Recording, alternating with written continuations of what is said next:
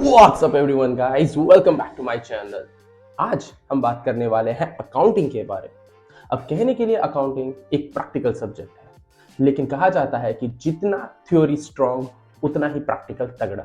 तो इस practical subject को मास्टर करने के लिए सबसे पहले हम फोकस करने वाले हैं हमारी थ्योरी पे। तो आज हम बात करने वाले हैं अकाउंट्स के chapter 1 that is introduction to accounting. So let's start with the definition of accounting. Accounts, ये वर्ड हमने पहले भी लाइफ में बहुत बार सुना होगा, चाहे वो बैंक का अकाउंट हो या चाहे आपके घर पे पेरेंट्स जो है आपके वो घर पे अकाउंट मेंटेन करते हैं कि हमारा महीने का एक्सपेंस कितना हो रहा है। और सबसे बेस्ट एग्जांपल रहता है आप स्टूडेंट्स लोगों का। हर 11-12 स्टूडेंट के जो बच्चे होते हैं इनका कहीं ना कहीं कोई ना कोई दुकान पर एक अड्डा होता है जहां पर सारे दोस्त मिलते हैं और उसी शॉप पर चल रही होती है इनकी एक उधारी।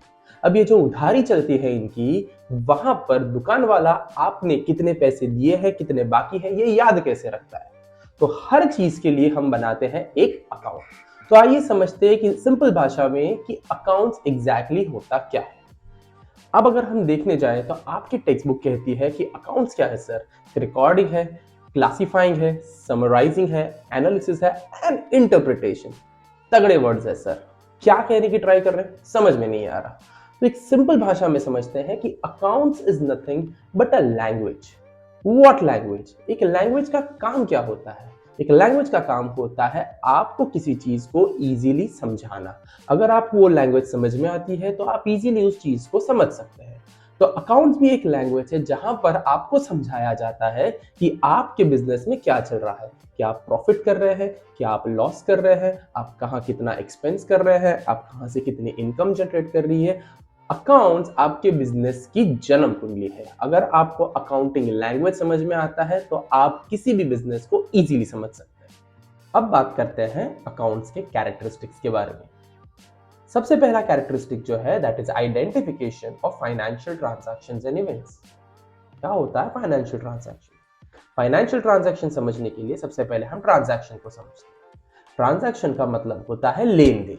अगर आप कुछ खरीद रहे हैं या आप कुछ बेच रहे हैं तो उसे माना जाता है एक ट्रांजैक्शन।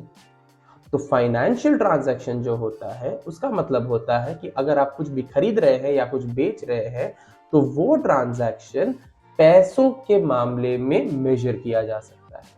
जैसे अगर आप कोई भी सामान खरीदते हैं तो आप दुकानदार को पैसे देते हैं, तो ये एक ट्रांजैक्शन माना जाएगा जिसको हम फाइनेंशियल टर्म्स में मेजर कर सकते हैं, जिसे हम मॉनेटरी टर्म्स भी कह सकते हैं।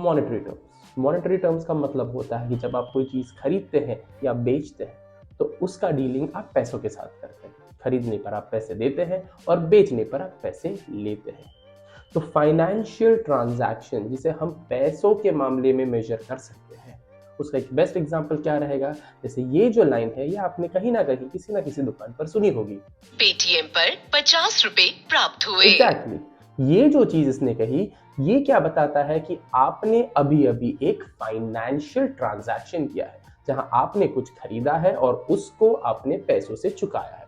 तो अकाउंट्स ये कहता है कि भाई हम तो सिर्फ ऐसे ही ट्रांजैक्शन याद रखेंगे जिसकी वैल्यू हम पैसों से कर सकते हैं।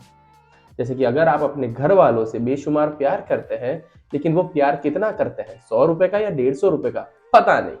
लेकिन अगर आप किसी को कोई गिफ्ट देते हैं, जैसे कि फरवरी के महीने में आपने किसी को दे दिया डेयरी सिल्क, तो वहां जो उसकी वैल्यू होती है इसका रिकॉर्डिंग अकाउंट्स करेगा। Characteristic number 2, measuring the identified transaction. अगर अकाउंट्स ने ट्रांजैक्शन आइडेंटिफाई किया है कि ये ट्रांजैक्शन एक फाइनेंशियल ट्रांजैक्शन है, तो कितना फाइनेंशियल है उसे भी मेजर करता है। यानी कि अगर आप एक एम्प्लॉय को अपनी सैलरी देते हैं तो आप कितनी सैलरी देते हैं ये अकाउंट्स के लिए बहुत ज्यादा जरूरी है। It doesn't matter whether the employ is hard working, वो कितना डेडिकेटेड है, वो दिन रात कितना मन लगा के काम कर रहा है, अकाउंट्स को इन बातों से कोई लेना देना नहीं। अकाउंट्स को फर्क पड़ता है कि आपने किसको सैलरी दिया और कितना सैलरी दिया। अब सोचो अगर दिन में 100-150 ऐसे ट्रांजैक्शंस हो रहे हैं तो पूरे हफ्ते में, महीने में या पूरे साल में कितने ट्रांजैक्शंस होंगे? क्या आप हर एक को याद रख पाओगे? बिल्कुल भी नहीं। तो अकाउंट्स कहता है कि अगर आपने एक ट्रांजैक्शन आइडेंटिफाई किया है, आपने उसे मेजर कर लिया है, तो देर किस बात की, तो रिकॉर्ड करो उसे। तो हम इस ट्रांजैक्शन को एक जगह पर रिकॉर्ड करेंगे एक बुक के अंदर जिसे कहा जाता है book of original entry, that is journal. तो ये जर्नल क्या है? एक किस्म की आपकी रफ बुक है। अब जर्नल को रफ बुक क्यों माना जा सकता है? क्योंकि हम स्कूल में रफ बुक किस लिए मेंटेन करते थे? हम मेंटेन करते थे ताकि टीचर जो कुछ भी इंपॉर्टेंट पॉइंट्स बता रहे हो वो हम उसे जॉट डाउन करें, फिर चाहे वो साइंस के पॉइंट्स होते थे या इंग्लिश के होते थे या फिर सोशल साइंस के। तो एक रफ बुक का काम होता था कि इंस्टेंटली जो कुछ भी बताया जाता है उसे ऑन द स्पॉट हम रिकॉर्ड कर देते थे। तो जर्नल भी अकाउंट्स में कुछ ऐसा ही काम करता है कि जो ट्रांजैक्शन हो रहा है उसे इंस्टेंटली ऑन द स्पॉट हम रिकॉर्ड करते हैं। So the next point is classification. Classification क्या होता है, इसे इजी लैंग्वेज में समझते हैं। मान लीजिए आप एक बिजनेस रन कर रहे हैं, आपकी एक दुकान जहां पर आपके पास 3 कस्टमर आ रहे हैं, ए, बी एंड सी। अब तीनों कस्टमर जो है आपके पहचान वाले हैं, तो आप उनसे उस वक्त पैसे लेते नहीं हैं। आपने उन्हें कहा है कि आप आते जाते कभी भी पैसे देकर जाइए, चलेगा। अब वो कस्टमर मान लीजिए कि महीने में 10 बार आया, 10 बार कस्टमर ए, 10 बार कस्टमर बी और 10 बार कस्टमर सी। एक महीने बाद जब वो कस्टमर आके बोलता है कि भैया बता दीजिए मेरा कितना हिसाब हुआ है, मुझे क्या पेमेंट करना है, मैंने कितना ऑलरेडी पेमेंट कर लिया है, तो क्या आप आपकी जर्नल बुक खोल के ढूंढने बैठेंगे कि कौन सी तारीख को आप आए थे, कौन सी तारीख को क्या खरीदा, कितने का खरीदा, कितने पैसे दे दिए हैं? Do you have the time to go through all the journal books? No. तो इसीलिए हम एक यहां पर सोल्यूशन ढूंढते हैं, और वो सोल्यूशन ये है कि हम हर एक के लिए एक अलग अकाउंट बना देंगे, कस्टमर ए का, कस्टमर बी का और कस्टमर सी का। इससे फायदा ये होता है कि जब कभी भी कस्टमर ए आके पूछता है कि मेरे पूरे महीने का क्या हिसाब है, तो कस्टमर ए के अकाउंट में सिर्फ और सिर्फ वही इंफॉर्मेशन होगी जो कस्टमर ए से रिलेट करती हो। वो पूरे महीने में कितनी बार आया था, क्या सामान खरीदा, कितने का खरीदा, अगर थोड़ा बहुत भी पेमेंट किया है तो कब किया है, कितने का पेमेंट किया है, ये सारी की सारी इंफॉर्मेशन जो कस्टमर ए से रिलेट करती है वो उस अकाउंट में दिख जाएगी। सिमिलरली कस्टमर बी के लिए भी हम एक ऐसा अकाउंट मेंटेन करेंगे और कस्टमर सी के लिए। तो ये जो सिस्टम है जहां पर हम इंडिविजुअल अकाउंट्स बनाते हैं, इस सिस्टम को बोला जाता है लेजर सिस्टम। लेजर मतलब हम उसे ट्रीट कर सकते हैं एक फेयर कॉपी की तरह। जैसे जर्नल हमारी रफ कॉपी थी, लेजर हमारी एक फेयर कॉपी है। अब स्कूल में आप फेयर कॉपी किस लिए यूज करते हैं कि जो भी आपने मैथ, साइंस, एसएस, इंग्लिश के लिए अब तक जितना भी रफ में कॉपी डाउन किया था वो सारी चीजें आप पेस्ट कर रहे हो उसकी फेयर में, ताकि जब कभी भी आपको साइंस के नोट्स पढ़ने हो तो आप सारे साइंस के नोट्स एक जगह से पढ़ सकते हो।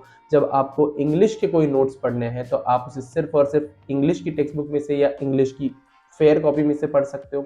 वैसे ही अगर आपके पास कस्टमर ये आता है और पूछता है कि मुझे मेरा हिसाब कितना है बता दो, तो आपको पूरी अपनी रफ कॉपी यानी कि जर्नल बुक को खोलने की जरूरत नहीं पड़ेगी। आप सीधा कस्टमर ए के लेजर में जाएंगे और वहीं से आपको सारी कस्टमर ए की इंफॉर्मेशन मिल जाएगी। The next topic is summarizing. हम क्यों समराइज करते हैं?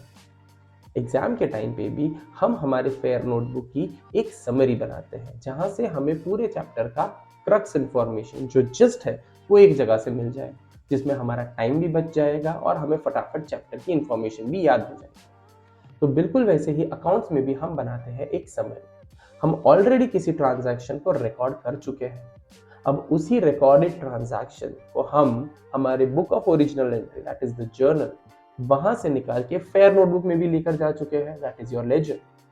अब उसी लेजर से हम बनाएंगे हमारी एक समरी, और ये जो समरी है ये 3 पार्ट में डिवाइड हो जाती है, trading account, profit and loss account and balance sheet, जिसको ओवरऑल बोला जाता है आपका फाइनल अकाउंट्स। अब फाइनल अकाउंट्स क्या है ये साल के पहले वीडियो में हम सीखेंगे नहीं, हम उनके बारे में आगे इंफॉर्मेशन जान लेंगे। लेकिन अभी के लिए इतना समझना जरूरी है कि जब कभी भी हम किसी भी चीज का लेजर बनाते हैं तो बात वहां पर खत्म होती नहीं है, हम उसकी एक समरी भी बनाते हैं, और समरी जो है वो हमें पूरा बिजनेस समझने में एक हेल्प करती है, हमें एक क्रक्स इंफॉर्मेशन देती है, हमें जिस्ट देती है, हमें एक ओवरव्यू देती है बिजनेस का कि पूरे साल हमने बिजनेस में क्या गुल खिलाया। अब जो कि हम समराइजिंग कर चुके हैं, बात आ जाती है इंटरप्रिटेशन और एनालिसिस की। सर क्या इंटरप्रेट करना है? अरे भाई, जो चीज तुमने समराइज की है अब उसे पढ़ो और उसे समझो कि पूरे साल हमने क्या किया है।